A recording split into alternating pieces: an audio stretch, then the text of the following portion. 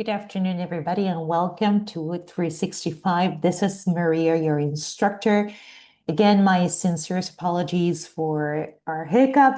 Today, we have a failed start of the course, but here we are, and hopefully we'll be joining along a wonderful term together. I hope you're having a great summer thus far.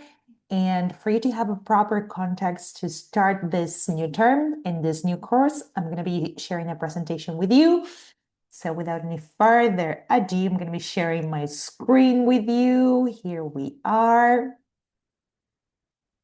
So welcome again. This is business management in the wood industry. I'm going to be the lead instructor for this course. I'm honored to be leading this course as a lead instructor. I'm Maria Murcia. I'm visiting faculty at the Faculty of Forestry, and we're going to be having the wonderful help and assistance from Shikin Lee. He's going to be the TA for this course, and we'll be leading the Q&A sessions that will be taking place every Monday. The objectives for this course, which is a very hands-on course, is basically you're going to be navigating an introduction to fundamental management concepts in practices that are used in the industry. The idea is that you develop general understanding of how core business functions operate in the wood sector. And we're going to be pursuing a very hands-on approach because this special emphasis will be placed on real world example and cases. And this course in particular is going to be assignment based. We're going to be putting a lot of weight on assignments that will be pertaining to issues that are very much commonplace in the industry these days. The topics that we're going to be covering, it's going to be a quite intense term. There's quite a lot of ground to cover in the next 6 weeks. We're going to be starting with finance and accounting. We're going to be following on with marketing module. It's one of my favorite modules. We're going to be working on a beautiful assignment on indigenous products and how to market those. Corporate sustainability, a very current and relevant issue in the industry these days. We're going to have module innovation and operations management. Then we're going to be having a fundamental crash course on organizational behavior and leadership, which is going to be coming handy and useful for you to navigate work life. And we're going to be having our capstone module with a strategy and entrepreneurship, and we're going to be working in a very fun assignment where you're going to be having to develop your own business model for a new and trendy product. So as you probably know thus far, this is going to be a web-oriented course. The course is going to be facilitated mostly asynchronously. We're going to be finding a separate Canvas module for each course day, Monday, Wednesday, Friday. Canvas is going to be the backbone. There's going to be our primary means of communication between us both. Each day, you're going to be having a series of materials that you will have to work out sequentially. This is quite important. You will have to follow strictly the order that is laid out in the tool. And another important aspect or important thing is that after every single lecture or videos that we'll have to navigate, you will have to take a short quiz. This is going to be helping us to keep up the pace of the course and to try to really incorporate this fundamental concepts and notions that we're going to be touching base on along this course. And for each short quiz between modules, you'll have approximately 48 hours to submit your answers. There's no going to be a quiz after this lecture, so you're lucky that way. But as of our next day, which is going to be Friday, you will have to take a short quiz and share your knowledge and show that you have learned what you are expected to cover. Yet again, you need to complete each module in chronological order, so order does matter. And For you to keep updated with the course, please check out the syllabus tab on Canvas for a complete overview. We'll have everything laid out there uh, per day, per module. Everything is detailed there. And you will have a schedule for all the live sessions that we're going to be hosting. So keep up to date, following Canvas and all the announcements that will be posted there. Yet again, this is an assignment-based course, so there's no final exam. That's a good news. But again, the assignments will have a substantial weight on your grade. The grade is composed by these 5 components, the quizzes at the end of each module, assignments 1 to 4 that will have different weights because some of them are a little bit more bulky than others, and the weight is reflecting that. So we're going to be starting light with financial management, but then your final assignment on business models is going to be quite heavy on your grade, which it's expected to be so because it's quite the complete overhaul and the 360 overview of all business functions altogether. So an important note on grading is that the quizzes, the reflections that are supposed to be submitted at the end of each module are mandatory. There's no optional here, and they're worth 2 to 4 points each. Answers should be submitted in a timely fashion, as indicated in Canvas, and 0 points will be assigned if there is any unanswered assignment, right, that has not been delivered on a timely fashion. There's a late assignment policy that it's included in the syllabus, so check it out there.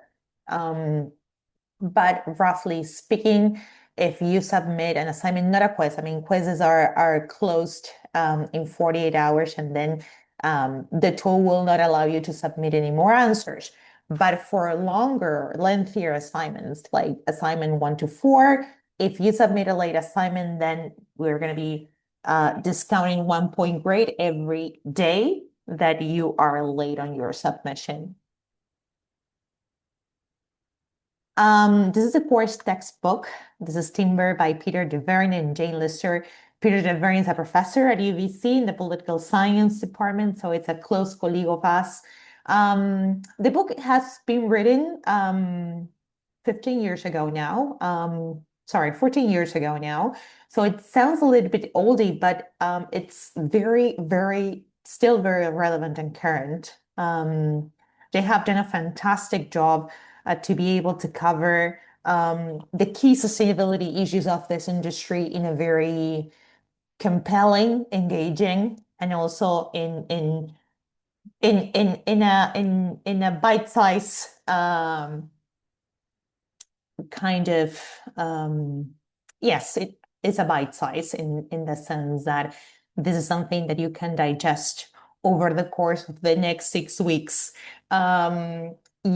For this particular course, assignment number 3 consists of you writing an essay that is max 1,800 words on the book. It's going to be a critical review. It's not a summary, but it's a critical review.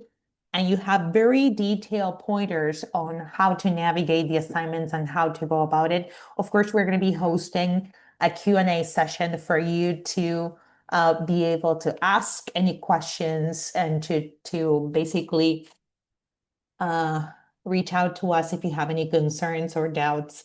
We're going to be more than open and willing to help you out. But please start trying to get the book as soon as you possibly can and start reading as soon as you possibly can. So you're going to be having to choose among a list of suggested topics for you to stay on point and focused.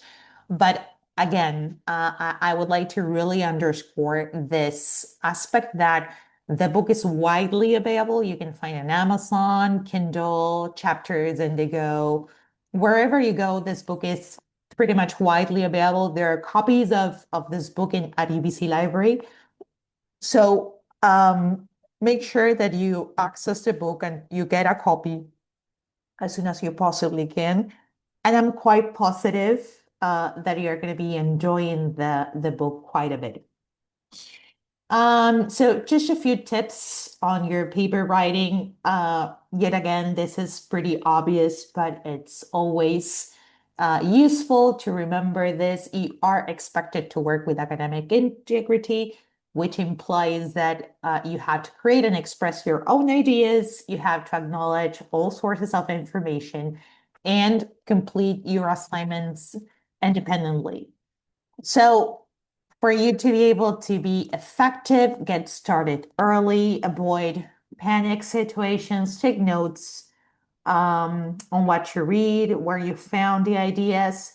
And there's a pretty cool toolkit on writing at the Learning Commons site that you can check out if you need any help. You can also reach out to them. They're wonderful.